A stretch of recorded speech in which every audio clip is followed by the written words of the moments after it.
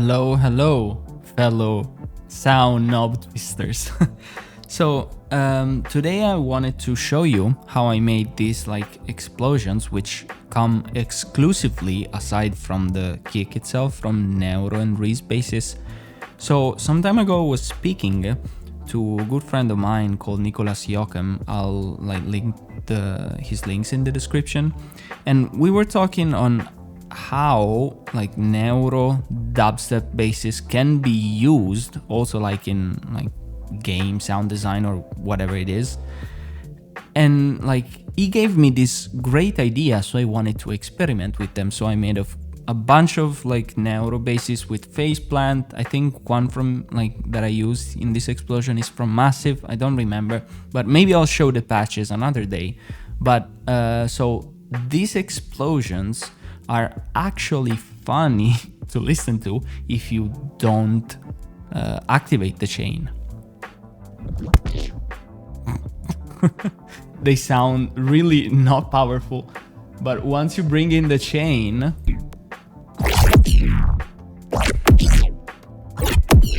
it sounds so funny to me.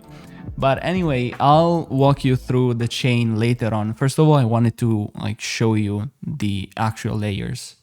Okay, so I'll have the chain on so you can actually hear how the sounds sound like.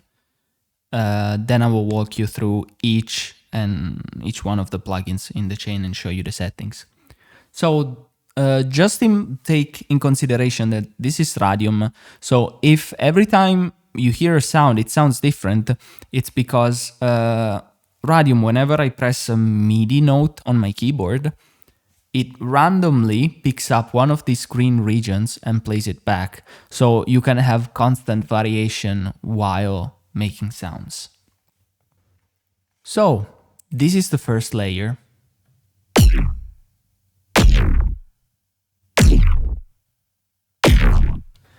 What's going on if I turn off the pitch automation and the amplitude?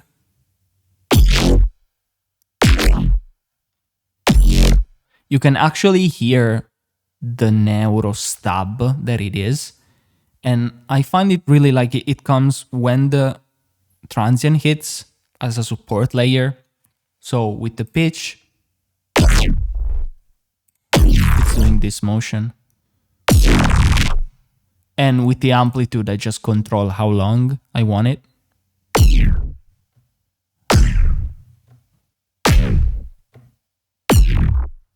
And this is the first layer. The second layer, it's doing more or less the same. I think almost every sound in here has the same pitch curve and the same amplitude. So this is the layer.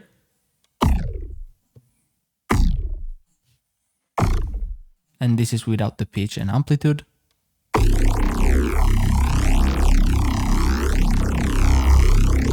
It's just a Neuro bass made with phase plant.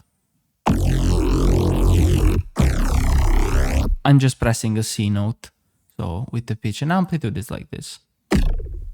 And also, because this is a 3-minute loop, I'm using random, the modulators from Radium, which is the random start here, for example, which every time I press a note, it randomly picks the starting position.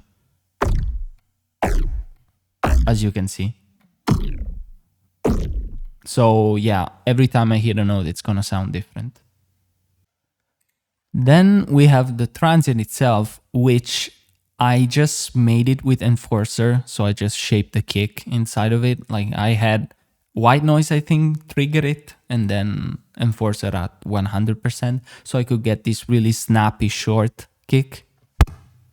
And this is without effects, but with them on, it sounds like this. Really powerful, and I like it a lot how it turned out.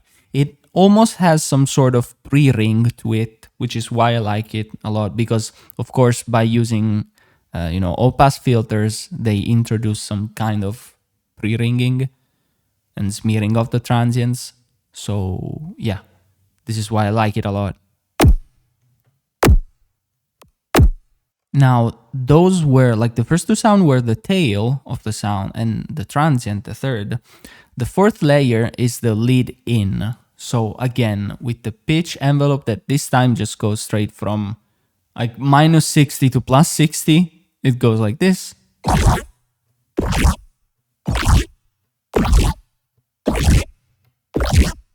And I'm using, again, the random start. So every time the position, like the starting position is different, and random semi. So each time, each like pitch, like the pitch is different each time I play a note. So without the pitch envelope and the amplitude, it sounds like this.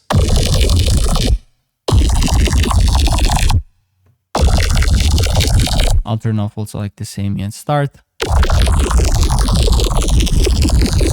Like it's a really, really low Neuro Bass, which I just played it and recorded it. I think playing like a C-2 on the MIDI keyboard. So yeah, that's why it sounds like that.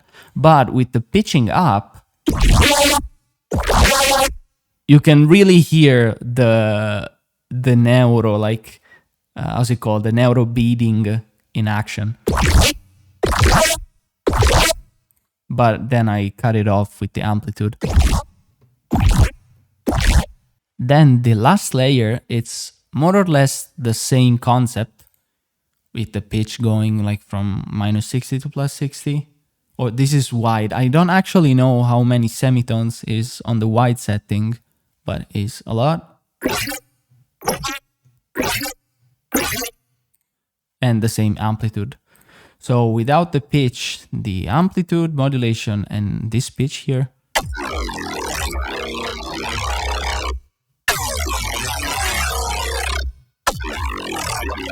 it's like this. Okay, so here's the chain. First of all is the obser. I just set the filter stage is 214, which is not that much, but it adds just a tiny bit of, oomph. I don't really like using like the obser disperser outside of transients because it's really overused now. So, but yeah, the effect it has on transients, it's amazing. So I use it all the time on those. So it sounds like this.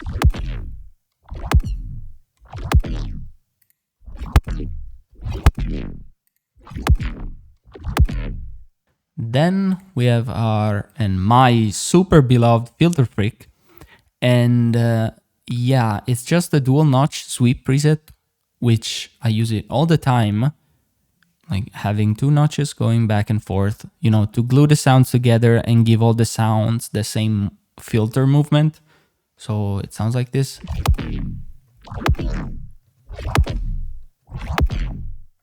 I don't know, it glues them a bit together better, but it's gonna be enhanced a lot by the following like plugins, OTTs and distortion and such.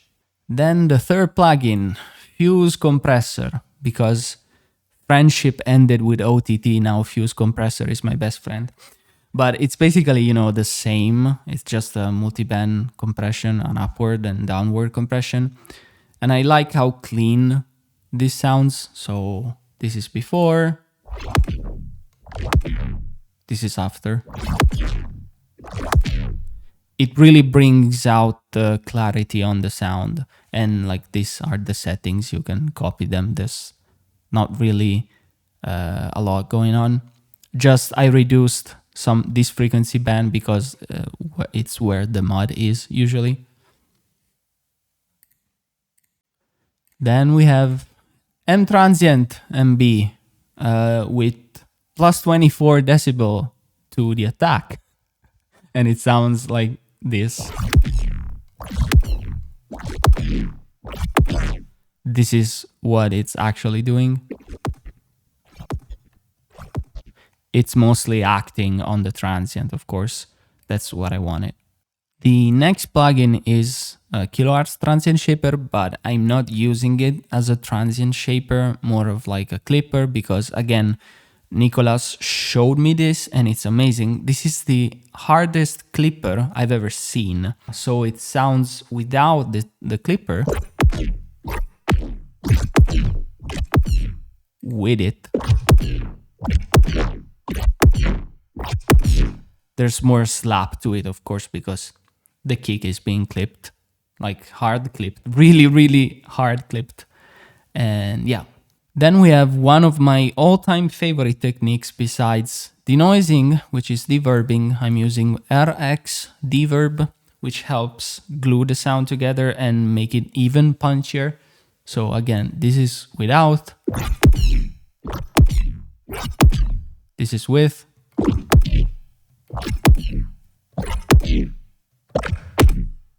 and I'm having the artifact smoothing just a tiny bit reduced because, again, when you repair audio with RX, of course, you don't want artifacts. But when you're actually designing sounds, the more artifacts, the better.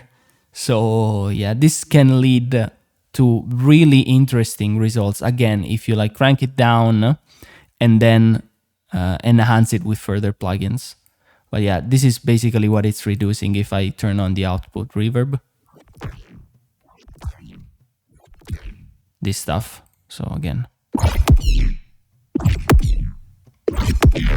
everything is way, way more punchier. Makes it sound very, very, way more stronger. Then we have, I think I speak for every sound designer, our beloved decapitator with the punish setting turned on. The mode, it's gonna be the E one because I find it to be like the cleanest, like in a good way, like it adds a lot of high end and with the brightness turned up a bit. But I reduced like the dry wet to 53%. So half the signal is with the punish setting, without drive because I'm already driving the sound a bit into the plugin itself. And since it's an analog plugin, you know, it reacts differently. And yeah, half the signal is just a dry signal. So without it, with it, it adds a bit of grit. So if I turn it all the way up, you hear what it is adding. Like it's not completely distorting the sound, so it's not a bad distortion, but it's too gritty and I want it just a tiny bit like this. Then we have another fuse compressor with more or less the same settings. I think I just turned them up a tiny bit, but reduced the dry wet signal. So it just brings up the highs and levels out the sound just a tiny bit. This is with, again. And this is without. Just a tiny, tiny bit, because if it would have been at 100%,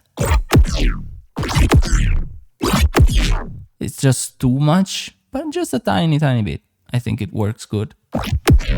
Then, as a final plugin, I'm using the UAD API channel strip, which I'm a big, big fan of the API stuff. Like one of my dream compressors to own is like, as an hardware unit, is the 2500.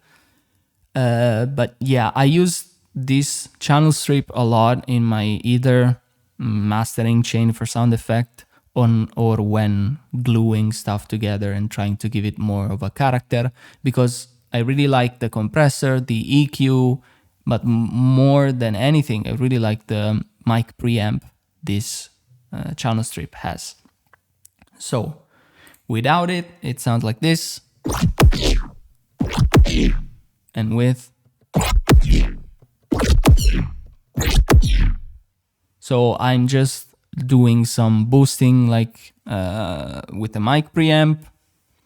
Then I have a high pass, which is set around, I think it's 25 or something. Just, you know, but it's more of a gentler, like it's not a hard cut. It's more of a gentler high pass filter. Then I am not using the compressor on this one, but I'm using the EQ. So I'm boosting by 2 decibel the 50 range, then reducing the 240 range by 2 decibel, reducing again the 3K by 2 decibel, and boosting like the 20 around the 20K mark. Even though you cannot, like, it's counterintuitive because you say, what the hell are you boosting like the 20K for? You don't even hear it. But again, this is a really gentle boost. Like it even goes far beyond. I think it goes around, it starts at 16, 17K. Maybe I'm like saying random nonsense, but this is what I know.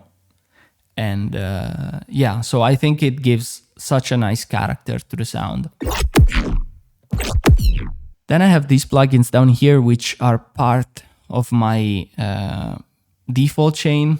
I have Spectre, which is exciting some of the lows and most of like the highs to give it more clarity. This is what it's doing.